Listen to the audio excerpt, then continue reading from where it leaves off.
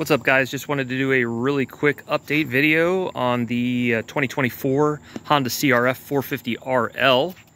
And this is what it's kind of looking like right now with the new graphics kit. Installed the AT81 tires, did the fork guards in carbon fiber, the HRB or Acer B's, however you say it, seat, which actually is surprisingly, when you feel it, it doesn't seem like it, but it is way more comfortable than the stock one. The stock one was just starting to barely break in for me, but it is very, very uncomfortable. The dogs, looks like dogs are hanging out with me here too. So anyways, exhaust and ECU, that's probably coming down the road. Not right now. I actually talking to Moto X Industries, which was one of the guys I've used on all my supermoto tires and wheels. So I've been in talks with him about trying to get something done for this bike. I think I'm going to do the supermoto tires and wheels next before the exhaust and ECU, because this bike runs perfect for me. No stalling, nothing. It doesn't shut off on me. It does 85, 90 mile an hour and back down again, and no issues whatsoever. Very, very happy with it. And unbelievably, this makes such a great little scoot around street bike. You know, fifth, sixth gear, especially sixth gear, seems definitely like some kind of overdrive, like it's, you know, ratio differently than the rest. Even though the KTM 500 has a sixth gear, this is way smoother, in my opinion, on the road. I mean, my last was a 2015 or 16 KTM 500, so it's been a while. But I can tell you right now, this doesn't have near the vibration, and it just cruises so much nicer on the road than that one did. Even with the supermoto tires and wheels, as I had both on that one as well. So yeah, graphics kit, actually really like the way that came out. And then the, oh gosh, the carbon fiber forks were not fun. As you can see at the bottom, you know, they don't reach all the way down to the bottom because they're wider down there. I actually had to wrap those. Wrapping curvatures is just not that fun, and I'm not that good. So I mean, they came out fine, but it's just not fun for me. I just hate it. So I've got levers, some black levers on the way, no breakable levers, whatever they're called. I've got brake pedal, shifter, all that's coming. The tires and wheels, I'm going to try to squeeze a 5-inch rear with a 160/60 17 on the back, like I did my KTM 500. I don't know 100% if it's going to fit. I think it will. Everybody seems to be running 4 1/4, maybe 4 1/2 with a 150. Or some guys are running a 160, but I like that wide rim and tire back there. It just looks really good in my opinion. Pumpkin approves.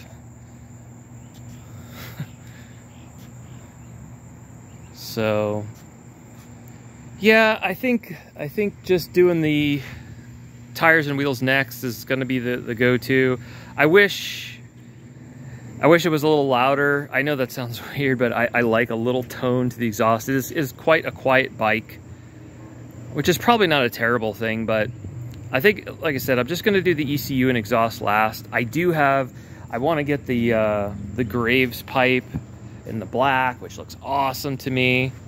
It's going to look really sharp with this bike. I just hear issues about the Get ECU, the SX1 even, you know, with some stalling still, and I don't feel like the throttle control is that bad at all. Once I put the Zeta handguards on and I, you know, cut this off, it actually, you could see how much slack is in the throttle now, which makes it very controllable. So I'm not unhappy. It is, you know, the on and off it's a little annoying because, you know, the fuel cuts off and it cuts back on, you know, as soon as you let off the throttle. It is a little bit annoying. It's not like it's uncontrollable because the bike isn't like out of this world powerful. So it's fine. It can, you know, off-road and some of the single track, it gets a, you know, you just really got to just pay attention and make sure you don't, you know, go nuts and lose control into a tree. So, you know, I don't know. It could be better, I'll be honest. I don't think it 100%, you know, needs to have the ECU and exhaust. I just want it because of the looks, too, because of the sound. And if I could get away with not having to necessarily get an ECU, I'd probably do that. Maybe I'll get a power commander instead, but everybody says the ECU is just really the way to go as far as, you know, not burning out your valves and just giving it the most, you know, fuel to air ratio deal. So that's what I'm probably going to end up doing, but we'll see. I got to do some more research. That's another thing. I just haven't researched that much. I just get on, you know, Facebook or whatever and see what everybody else is kind of saying about their experience with the Get ECU, which seems to be the one to the go-to over the Vortex and the AIM and all that. A lot more controllability. And if you're going to spend the money, it's like a couple $100 more, and it has, you can do lots of stuff with it. So I think that's what I'm going to do. And then, you know, I guess the last thing about getting the exhaust is the weight. I mean, it's a probably solid 10 pounds, I think, that you save, you know, maybe a little bit more. So that's my reasoning. I don't think it needs it.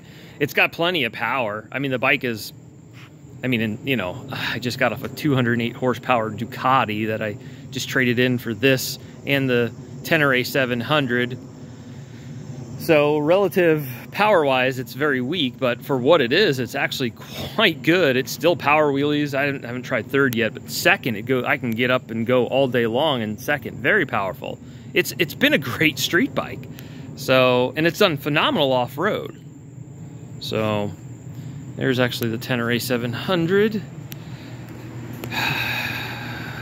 I am just waiting on the graphics kit for that still. I think I got a couple more days left is what I'm hoping all as it is. So, and then that should be, I'll do another video on that. Got a couple of riding videos on this bike now off-road. I guess I got to edit and put them together, which is just so annoying to me. That's what I used to love about Instagram. You take a picture and it was good, but now Instagram's basically YouTube now. You just got to make videos and reels, and I don't want to do all that. So, but I guess, whatever, we'll see. All right, guys, just want to give you an update. This is what it's looking like. Such a fun bike, really fun bike. Becoming actually one of my favorite bikes, kind of like my KTM 500 was. It's not the most powerful bike. It's not even necessarily, you know, made for the road and all that, but it is such a fun bike. Kind of does everything, you know, pretty good. So it's a really, really fun bike. I'm loving the way it's looking. I like the lightweightness of it. And I don't know. See how it goes. Updates when the supermoto tires and wheels get here and what I get figured out with that. And then I'll do an update video on the Tenere soon. See ya.